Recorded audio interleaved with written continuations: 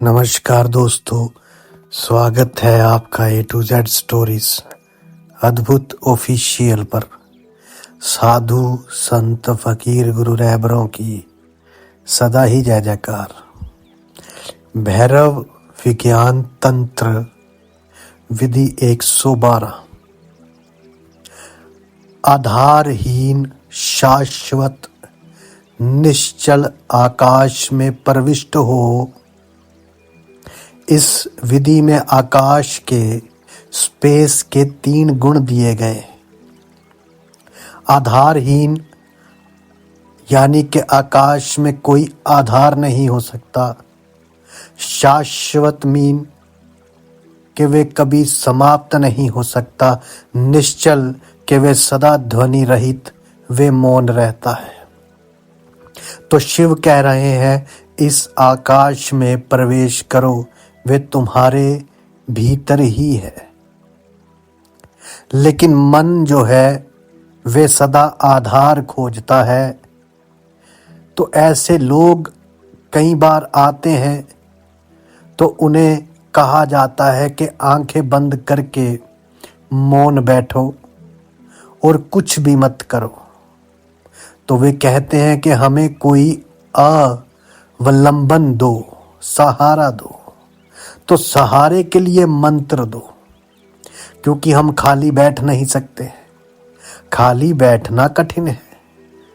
और यदि उन्हें कहा जाता है कि तुम्हें मंत्र दे दूं तो ठीक है, तब वे बहुत खुश होते हैं।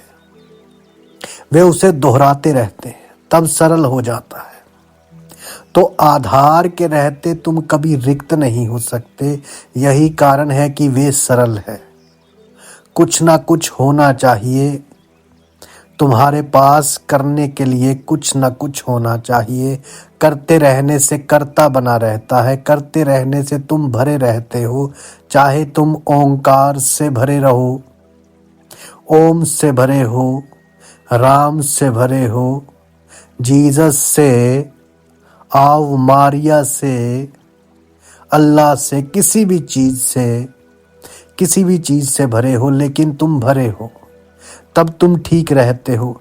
मन खालीपन का विरोध करता है। इसे समझो, वे सदा किसी चीज से भरा रहना चाहता है, क्योंकि जब तक वे भरा है तब तक चल सकता है। यदि वे रिक्त हुआ तो समाप्त हो जाएगा। रिक्तता में तुम मन को उपलब्ध हो जाओगे। वही कारण है कि मन आधार की खोज करता है। यदि तुम अंतर आकाश, इनर स्पेस में प्रवेश करना चाहते हो तो आधार मत खोजो। सब सहारे, मंत्र, परमात्मा, शास्त्र, जो भी तुम्हें सहारा देता है वे सब छोड़ दो। यदि तुम्हें लगे कि किसी चीज से तुम्हें सहारा मिल रहा है तो उसे छोड़ दो और भीतर आ जाओ। आधारहीन हो जाओ। ये भयपूर्ण होगा। तुम भयभीत हो जाओगे, डरोगे। तुम वहां जा रहे हो जहां तुम पूरी तरह खो सकते हो। हो सकता है तुम वापस ही ना आओ, क्योंकि वहां सब सहारे खो जाएंगे। किनारे से तुम्हारा संपर्क छूट जाएगा और नदी तुम्हें कहां ले जाएगी किसी को पता नहीं। तुम्हारा आधार खो सकता है। तुम एक अनंत खाई में गिर सकते हो। इसलिए तुम्हें भय पकड़ता है और तुम आधार खोजने लगते हो, चाहे वे झूठा ही आधार क्यों ना हो। तुम्हें उससे राहत मिलती है। झूठा आधार भी मदद देता है, क्योंकि मन को कोई अंतर नहीं पड़ता कि आधार झूठा है या सच्चा है। कोई आधार होना चाहिए। एक बार एक व्यक्ति, वे ऐसे घर में रहता था जहां उसे लगता था कि भूत प्रेत है, और वे बहुत चिंतित था। चिंता के कारण उसका भ्रम बढ़ने लगा। चिंता से ही वे बीमार पड़ गया, कमजोर हो गया। उसकी पत्नी ने कहा, यदि तुम इस घर से जरा रुके तो मैं तो रही हूं। उसके बच्चों को एक संबंधी के घर भेजना पड़ा। वे आदमी मेरे पास आया और बोला, अब तो बहुत मुश्किल हो गई है। मैं उन्हें साफ साफ देखने लगा हूँ। रात वे चलते हैं, पूरा घर भूतों से भरा हुआ है। आप मेरी मदद करें। तो मैंने उसे अपना एक चित्र दिया और कहा, इसे ले जाओ, अब उन भूतों से मैं निपट लूंगा। तुम बस आराम करो और सो जाओ। तुम्हें चिंता करने की जरूरत नहीं है। उनसे मैं निपट लूंगा, उन्हें मैं देख लूंगा। अब ये मेरा काम है और तुम बीच में मत आना। अब तुम्हें चिंता नहीं करनी है। वे अगले ही दिन आया और बोला, बड़ी राहत मिली। मैं चैन से सोया। आपने तो चमत्कार कर दिया। लेकिन मैंने यहाँ कुछ भी नहीं किया था, बस एक आधार दिया। आधार से मन भर जाता है। वे खाली ना रहा, वहां कोई उसके साथ था।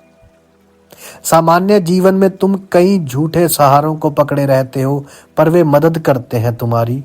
और जब तुम स्वयं शक्तिशाली ना हो जाओ, तब तक तुम्हें उनकी जरूरत रहेगी। इसलिए मैं कहता हूं कि ये परम विधि है, कोई आधार नहीं।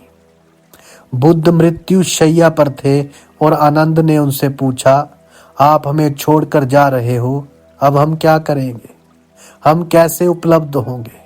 जब आप ही चले जाएंगे तो हम जन्मों जन्मों के अंधकार में भटकते रहेंगे। हमारा मार्गदर्शन करने के लिए कोई भी नहीं रहेगा। प्रकाश तो विदा हो रहा है।